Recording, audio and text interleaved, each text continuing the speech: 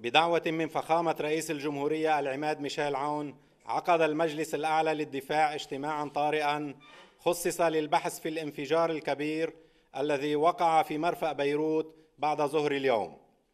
حضر الاجتماع دولة رئيس مجلس الوزراء ووزراء الدفاع والداخلية والمالية والخارجية والاقتصاد والتجارة والأشغال العامة والنقل ومدعي عام التمييز وقادة الأجهزة الأمنية والعسكرية ومدراء المخابرات فيها والمدير العام لرئاسة الجمهورية والأمين العام لمجلس الأعلى للدفاع ورئيس المجلس الأعلى للجمارك والمدير العام للجمارك ومعاون مفوض الحكومة لدى المحكمة العسكرية ومحافظ بيروت ورئيس مرفأ بيروت والأمين العام للهيئة العليا للإغاثة والمدير العام للدفاع المدني، كما حضر المستشار الأمني والعسكري لفخامة الرئيس. في مستهل الاجتماع طلب فخامة الرئيس الوقوف دقيقة صمت حداداً على شهداء الانفجار الكبير، وقدم التعازي لعائلاتهم وتمنى الشفاء العاجل للجرحى، وقال إن كارثة كبرى حلت بلبنان والمعلومات الأولية تشير إلى سقوط عدد كبير من الشهداء والجرحى. وأضاف فخامته: الغاية من هذا الاجتماع هي اتخاذ الإجراءات القضائية والأمنية الضرورية ومساعدة المواطنين ومعالجة المرضى والمحافظة على الممتلكات العامة. ولفت فخامة الرئيس إلى ضرورة التحقيق فيما حدث وتحديد المسؤوليات، لا سيما وأن تقاريراً أمنية كانت أشارت إلى وجود مواد قابلة للاشتعال والانفجار في العنبر الذي وقعت فيه الكارثة.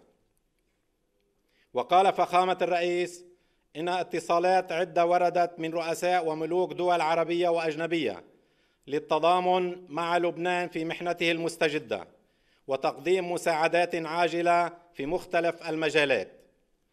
ثم تحدث دولة الرئيس معزياً بالشهداء ومتمنياً للجرحى الشفاء العاجل، داعياً إلى تشكيل لجنة تحقيق تصدر نتائج تحقيقاتها خلال 48 ساعة وتحديد المسؤولية. وقال دولته: لن أرتاح كرئيس حكومة حتى نجد المسؤول عما حصل ومحاسبته وإنزال أشد العقوبات به، لأنه من غير المقبول أن تكون شحنة من نترات الأمونيوم تقدر ب2750 طناً موجودة منذ 6 سنوات في مستودع من دون اتخاذ إجراءات وقائية، وهذا أمر غير مقبول ولا يجوز السكوت عنه وتعريض سلامة الأهالي والسكان للخطر. وأكد دولة الرئيس على ضرورة إعلان حالة الطوارئ في العاصمة لمدة 2 أسبوع قابلة للتجديد. وبعد التداول وعرض التقارير التي أعدتها الأجهزة المختصة حول الكارثة، قرر المجلس الأعلى للدفاع رفع التوصيات الآتية إلى مجلس الوزراء: 1. إعلان بيروت مدينة منكوبة. 2. استناداً إلى المادة 3 من قانون الدفاع رقم 102 والمواد 1 2 3 4 من المرسوم الاشتراعي رقم 52 تاريخ 5/8/1968، إعلان حالة الطوارئ في مدينة بيروت لمدة 2 أسبوع، أي من 4/8/2020 لغاية 18/8/2020، وتمارس السلطات المختصة الصلاحيات المنصوص عنها في المرسوم الاشتراعي رقم 52/1968. كما وبالاستناد إلى المادة 3 من هذا المرسوم الاشتراعي، تتولى فوراً السلطة العسكرية العليا صلاحية المحافظة على الأمن، وتوضع تحت تصرفها جميع القوى المسلحة بما فيها قوى الأمن الداخلي والأمن العام والجمارك ورجال القوى المسلحة في الموانئ والمطارات وفي وحدات الحراسة المسلحة ومفارزها بما فيها رجال الإطفاء. وتقوم هذه القوى بواجباتها الأساسية وفقاً لقوانينها الخاصة وتحت إمرة القيادة العسكرية العليا. كما تختار السلطة العسكرية العليا بقرار بعض العناصر من هذه القوى لتكليفها بمهام خاصة تتعلق بعمليات الأمن وحراسة النقاط الحساسة وعمليات الإنقاذ.